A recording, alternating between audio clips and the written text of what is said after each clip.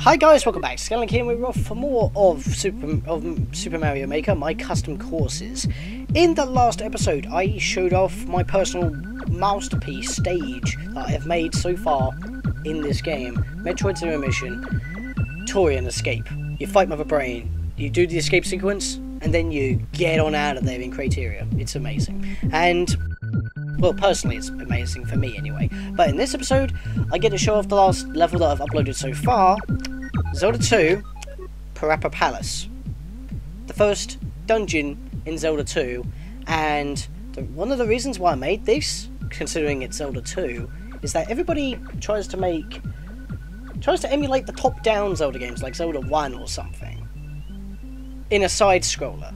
And it doesn't really work that well. You have to do really tricky jumps just to even do it, or make levels like twice as big as they should be. This is a side-scroller game. Why won't anybody make a side-scrolling level for Zelda that is also a side-scroller? Maybe it's a bit too easy, but at the same time, once again, you've only got so much room to work with, and you've got to be very crafty.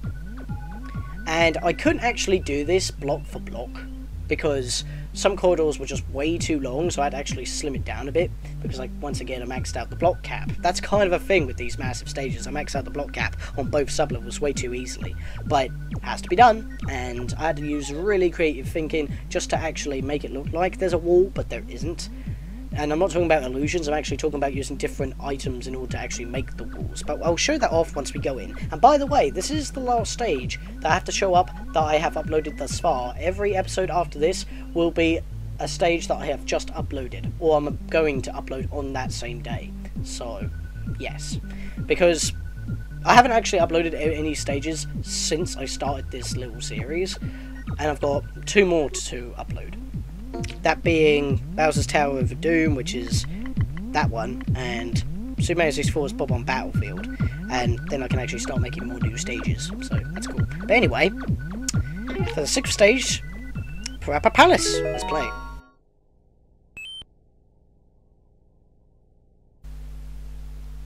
So if you're going to play a Zelda level, you've got to be Link. Indeed. So immediately when we start off, there is no statue here because I'm not using the castle one. I'm using underground for the whole lot. So when it comes to statues, I put a coin, and when you attack them in the game, you get a magic potion. But as you don't get magic in Mario Maker, of course, I just give you a star, and you can just run through enemies. I mean, magic gives you powers to do stuff, so why not make you invincible? It's like the shield spell. And every key in the dungeon I have replaced with a Karibo shoe for extra HP, basically. Now that is one thing that I do hate about Zelda 2. Why are there no health pickups? The only time you can heal is when you're out of town, and that's so dumb. I think that's why it's considered unfair, an unfair and difficult Zelda game for the wrong reasons. Oh yeah, by the way, these are supposed to represent the bubbles that bounce around. That's why I put that invisible mushroom there. There are some invisible blocks that do give you health, in case you get hit and you lose the Link costume. So that's a thing. That guy's not supposed to be firing at me, but of course it's all one map at this point. So let's just take the lift. Whee! Squish! Get another star, and those 2 bullet bills gave up. There are some hidden objects in these blocks that we'll see in the editor in a minute. And here's the broken bridge that breaks. Now I haven't put the P back there. Well, technically I have, but it's an invisible coin block. And sometimes if you get it, it could mess you up, but you could also probably save yourself with it, so that's a thing. Now obviously we all know that this statue's in a dickish place, but I'm going to try and get up there with the Karibo shoot. God damn it, man. Get up there. Ugh. Yuck. Ew! Got it. There we go. So now I can just punch all these enemies. Kill the gels, kill the Stalfos, kill the Iron Knuckles, and then kill this behemoth that chucks the things. Now, obviously this is the place where you would get the candle, but if you don't kill the enemies fast, if you don't kill the enemies slow enough, then for some reason the fire flower doesn't spawn, and I don't know why that's a thing. But as you can see here, as I'm walking through, because we've got like nothing to do now while we're going back, because I was coming up to the block cap at some points, I had to remove tons of blocks at some point. So as you can see there, I've used like one of those platform backdrop items, you know, like how do I say it? Cave platforms. Like, it has like a shadow underneath on the platform that you can jump from underneath. That's what that is, pretty much. Oh crap, I forgot, you can't actually climb out with a Karibo shoe. Okay, that's a flaw. Oh well, we'll get another Karibo shoe soon. You can abandon it anyway, so it's not like you need to take the extra hit. Of course, you have the fairy here, gives you an extra hit. Sadly, it doesn't respawn like it does in the game, but yeah, we want to go up. Sorry, I was just doing that so I didn't fall down the donut platform. So of course, we had to go to a sub-level, because we came to the end of the level, pretty much. We came to the end of the side of the levels that Mario Maker allows us to do. Hit that statue on the wall, we get another star. Now, of course, on the same level, I had to get more room in order to actually do this room. Kill that guy. Okay, now there's actually a neat little thing you can do here. Adjacent to that block, on the opposite side of the room, you get a star, which I don't want. Get rid of these Karibo shoes out of the way for now. Go out of the way, I said. Then you gotta hit this thing, and then you get coins on that block. So let me go pick up the star as long as it hasn't disappeared. Because that'll help me get out here. So we got this new key. Like I said, every Karibo shoe is replaces a key in the original. Let's go down this lift. There we go. Of course, that pipe's supposed to be the lift going upwards. Now, as I was coming up to the block cap on this map, you have to take the pipe. I'm actually at the edge of the level, so I had to go through the pipe, whack you out of the way, and now we're pretty much back on to the original sub-level that we started in. And the problem is, with this guy, of course you have a boss at the end, but of course, Bowser Jr., because what else can you really use? You gotta bait him into smashing the doorway, and that guy's not supposed to drop down. I guess that's a glitch. And we're running out of time! We need to save Zelda. We need to wake her up. So let's kill this boss, because might as well. Bam! I did not kill him. Are you serious? And as you can see, I used another one of those. I used two platform backdrops here, or cave platforms. I used the ones with pillars for like the actual pillars, and I've used the one that's mushroom-shaped top. Not the actual mushroom platforms, but the other ones, and that makes it look like curtains, and that's how I went with that. Grab those coins, one more hit if you want it, and we place the crystal into the altar. There's just a coin in that block, you can never hit it, because the pipe block, because the flagpole blocks it.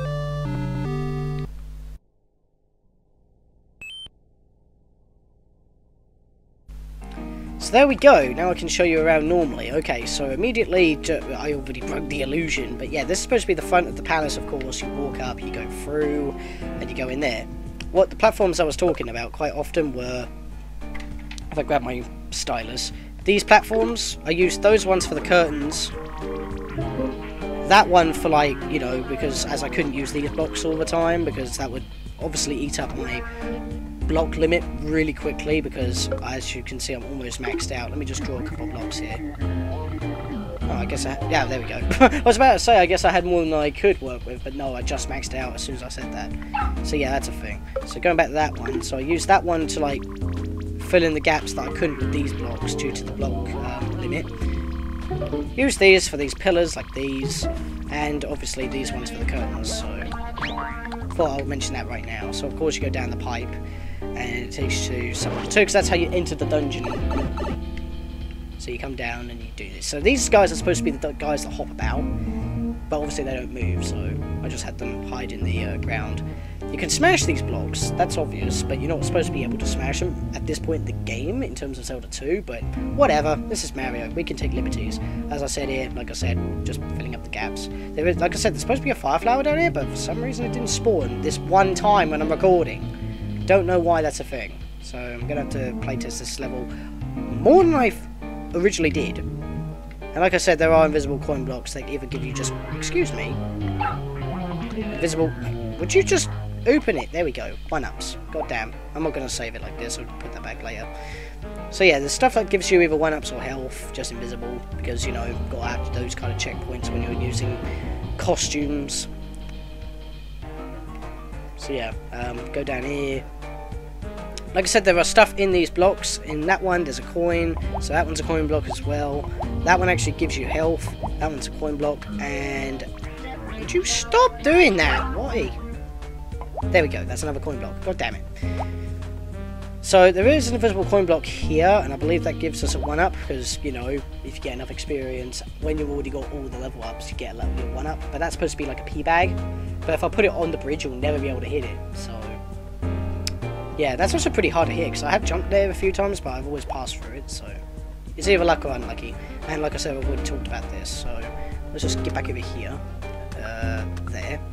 Yeah, this level's pretty long, but like I said, when it comes to around about here, I chopped it down a little when it wasn't block for block, but yeah.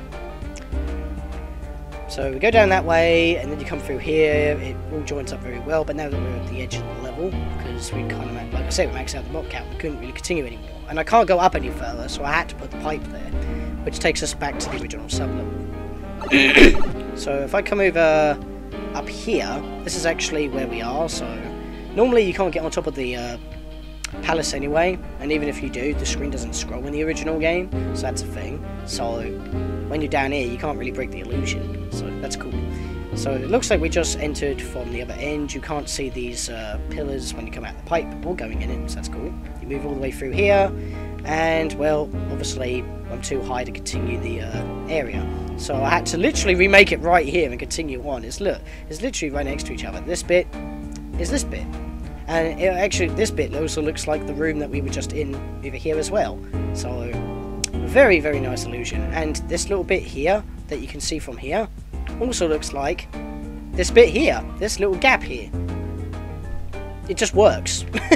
It just works, and somehow I was able to fit it all in like that. So you walk through here and you get all these guys and whatnot, and that's that. So of course you go back and then you go for the pipe here, which was obviously on the previous sub-level, and you continue onwards.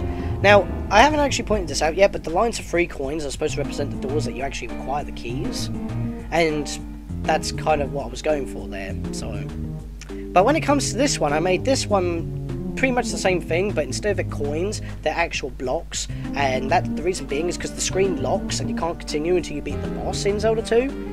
So I had to make it so that you had to trick the boss into opening the door for you. So you still have to do something with the boss in order to make it through. If you accidentally do kill him, just go through the pipe, come back here, and he'll be respawned. And like I said, you do have options for extra health. I think there's one around here as well. Yeah, see? So you have 3 chances for health. 4 chances for health, excuse me.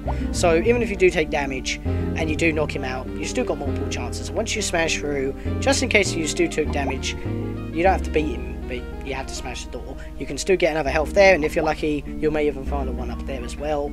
And then you can just get out. You can choose your exit route and you come out. And because it's a statue, I had to obviously put star in there, but you can never get it. I don't know why I did that. It's just authenticity, I guess. And obviously, when you finish a level in Zelda 2, to leave the palace, you literally walk out the side and somehow you end up back on the surface exactly at the beginning. It's weird, but that's how it works. And yeah, that's the entire stage. The stage is short enough to warrant the 350-second time limit. It shouldn't take you too long. But, like I said, just like Zelda 1, it is a little bit difficult. You can get a couple of game overs.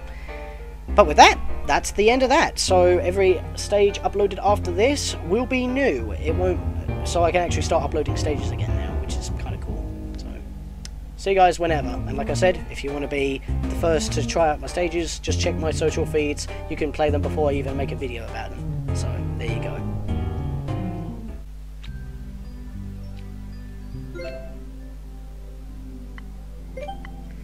So there we go, Zelda 2 Parapa Palace, the last level that I have uploaded thus far. So everything else after this will be new, and whenever I get the chance, I'll do a video on it.